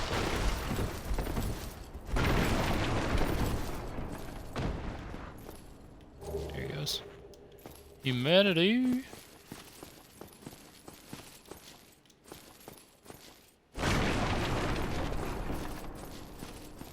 And you'll find somebody up here.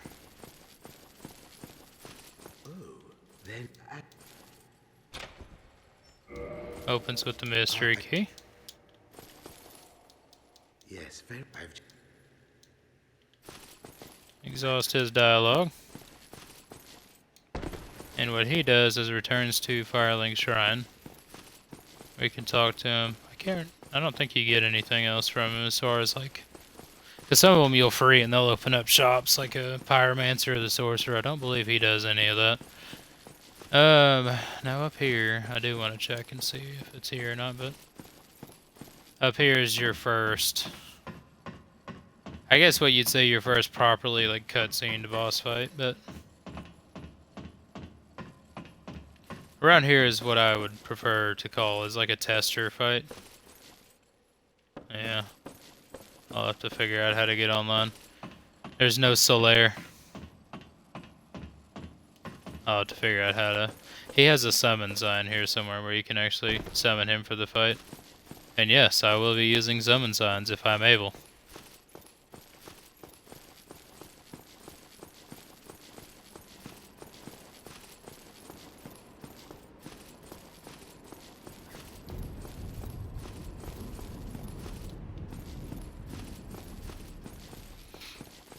Anyway, so...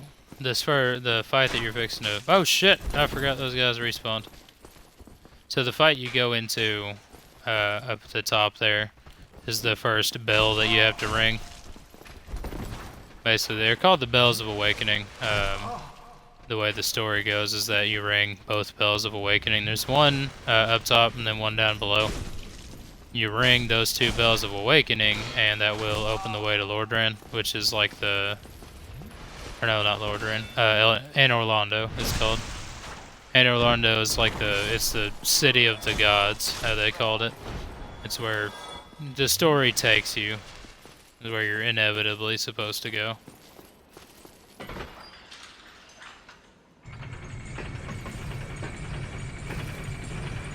Anyway, so we'll do 2 things here. Eventually there's a spot where you can... jump off. Oh, jumped too soon. Well, I jumped in the wrong elevator is what I did. Okay, we'll do that again in a moment.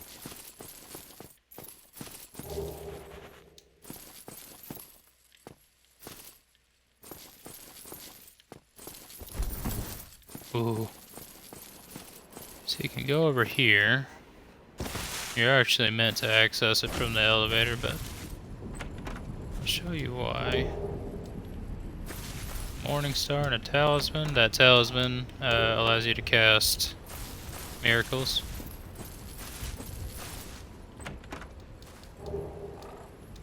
Cracked red eye orbs are used in PvP It's how you go to somebody's world and PvP them.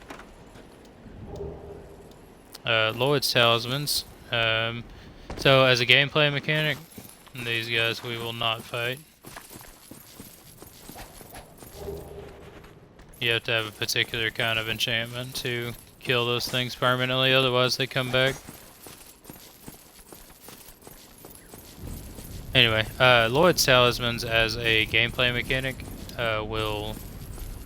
It says it prevents Estus Flask's recovery, so basically you would throw it down in your PvP fight.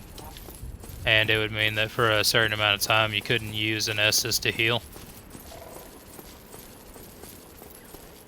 As a side effect, however, the Lloyd's Talisman will put mimics to sleep. So if you're like me and you don't want to fight a mimic because they suck, you can use those to basically cheat and make the mimic go to sleep.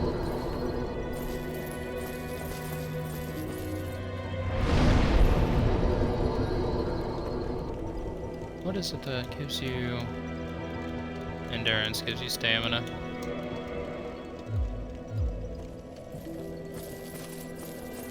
Alright, now where is it? There he is. So Lautrec here, we'll go over here now. He gives you a sunlight medal. Sunlight medals are a covenant item, which really don't matter anymore. However, Lautrec will not get to do any of that because he's gonna die.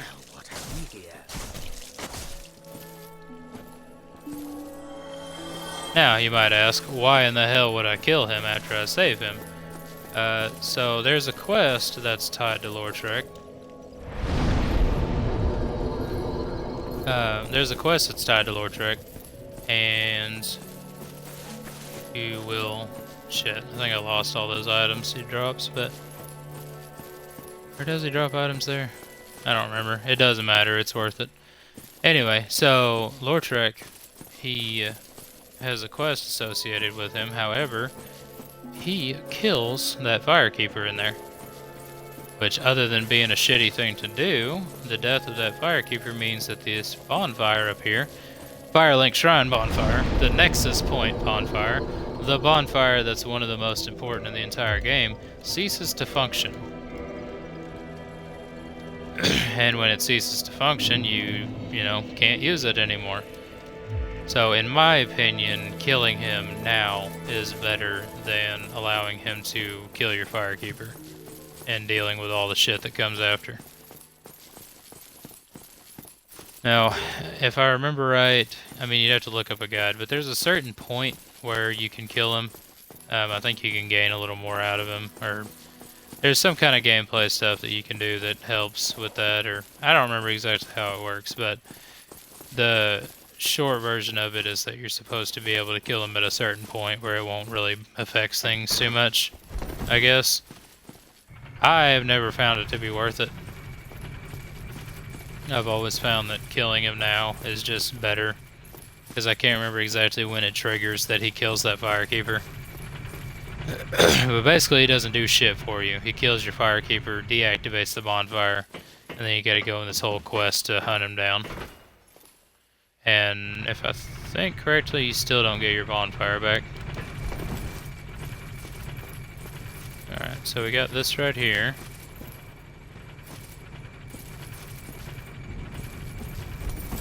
Ooh. Alright, so now you might ask, why in the hell did you bother with all that?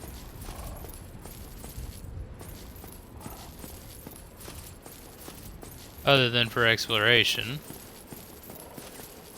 there is this nest right here. I'm not going to do it yet, I will come back to it. However, that nest will bring you back to the Undead Asylum, where you can get some goodies from it. But there's a lot of things on Dark Souls that they do not teach you, and that's one of those many things they don't teach you. So that key in the Undead Asylum is kind of a hint on what you should be doing. But yeah, you can go back to the Undead Asylum, and it doesn't really change the layout a whole lot, but you do get to do some other shit. If the stream works out where I can actually stream this game in full, then you'll see what it does. But Anyway, so there's that. We, like I said, will not be going back to the asylum just yet. But I did want to show you what the point of doing that was. But yeah, basically you can sit on that nest and that bird will take you back to the asylum. I don't think, if I'm remembering right, the asylum's completely optional, so it doesn't have anything gameplay wise or story wise that's necessary. There's also Pickle Pea that's over there. I don't know if that's Pickle Pea's actual name, but basically it's like a bird, or you think it's a bird. It talks, and you can exchange an item of a certain kind, and it'll give you a specific item back. In Dark Souls 3, you can trade certain items to get like Solaire's armor, and I think his weapon as well. But you can get a bunch of different stuff from it. And it's kind of a if you want to thing. I'm also noticing my guy's face looks like he's wearing some bad makeup. Like you can see where his face stops and his body begins. Like he didn't blend his eye makeup or he didn't blend his what is it? Women call it base very well.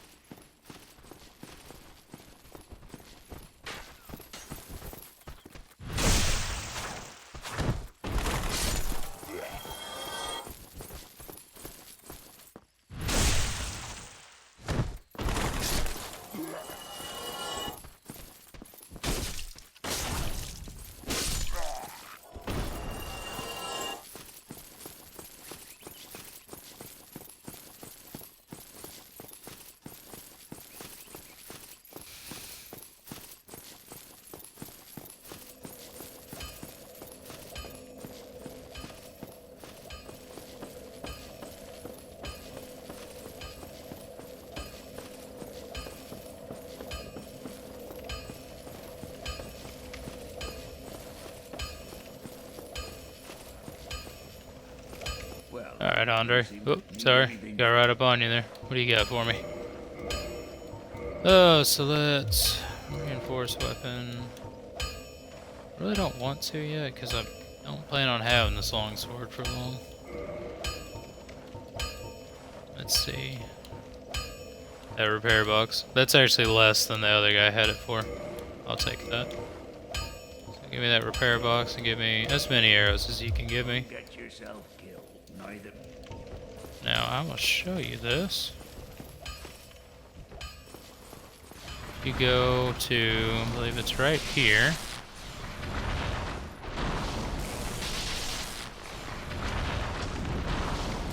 You can do some cheaty shit like this. Basically that lightning as a hitbox. And that's the thing is, I mean, you can claim it's cheating and really probably is, but fighting an enemy like this sucks. And if you do this right here, you can fuck up his pathing.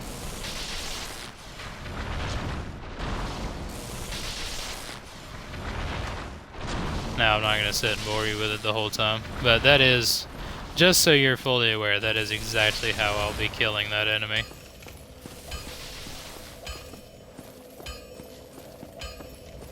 Alright, let me think. Other than the Tantanite Demon, what else I can be doing? Try to remember all the things here. So, when you ring the Bells of Awakening, Anor Londo opens up, and it opens up via this one, Sin's. This is Sin's Fortress. Basically, you gotta go through the fortress in order to access Anor Londo. And it sucks. Sin's Fortress is probably, it's my least and most favorite area in the game. You know, it's my most favorite area because it's like you're the hero climbing the castle. But it's my least favorite area of the game because start to finish, it's one giant suck salad.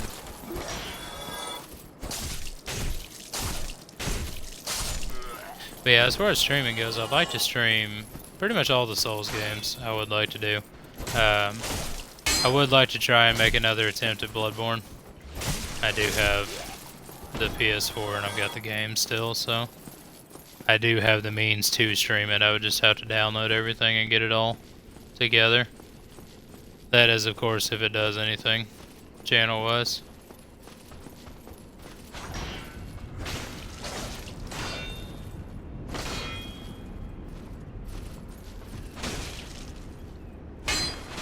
Damn it.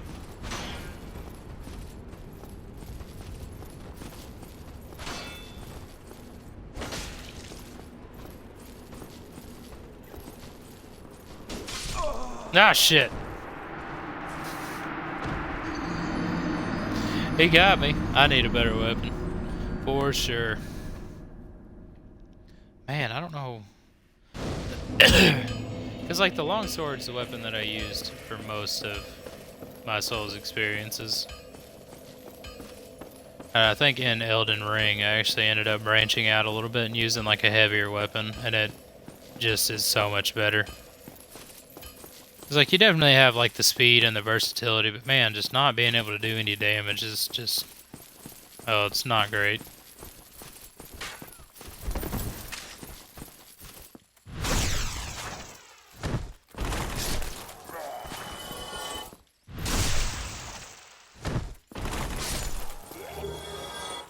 Oh boy, it's a helmet.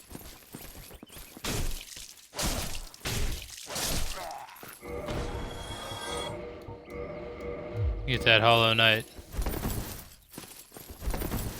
That can't be the fatty roll. I don't think it is. Hold on. Oops. Give me the longsword. What else do I have that's real heavy? Oh yeah, equip that Morning Star. But the halberd. Give me the Balder pants. I'm trying to run up my equipment weight so I can see. It's over 50%. Okay, no. See, that right there is the fatty roll. Oops.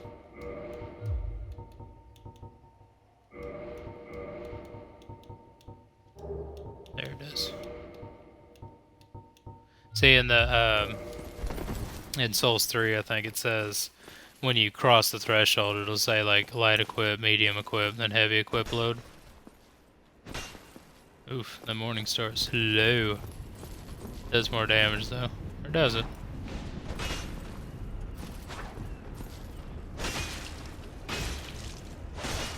Oh, it really doesn't. It does have bleed effect though. You dick.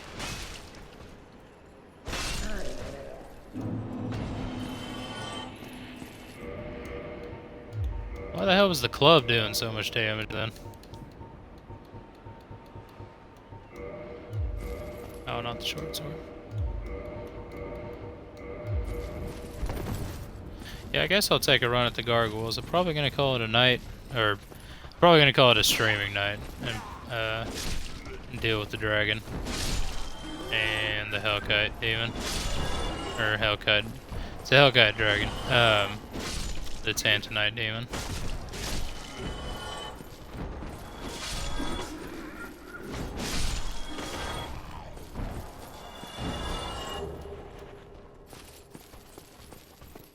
I will try the gargoyles. I don't think I'm ready for them, but especially with no frickin' Solaire to help.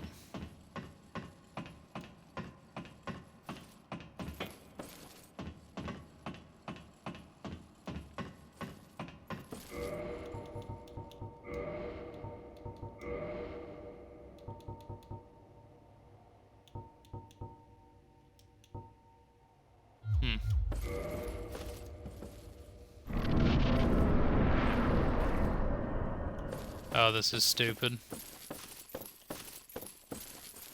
I saw his health bar pull up.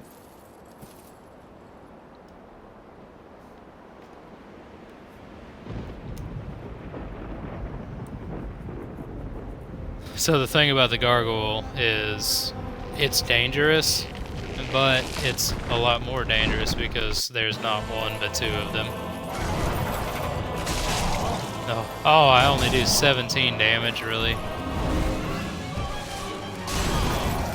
I gotta get some better equipment.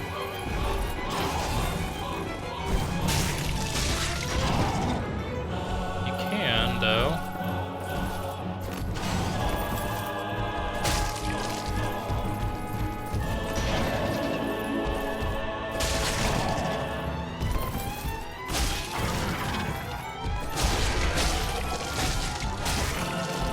If you do enough damage to its tail, you can cut it off and it'll give you an item.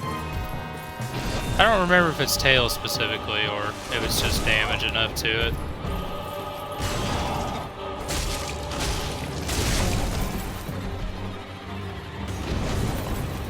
I feel like it's tail specifically. Ah, you dick. Yeah, the problem is once this thing reaches about half health, the other one aggroes.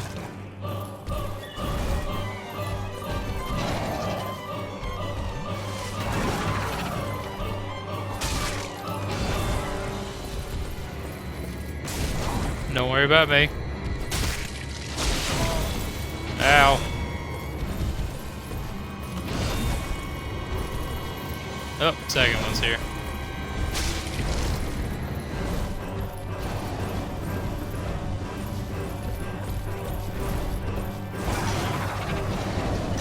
Ah!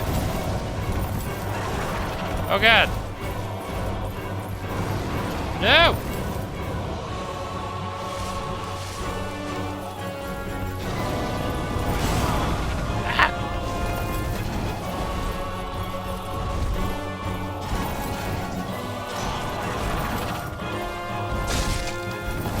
I just wanted his tail.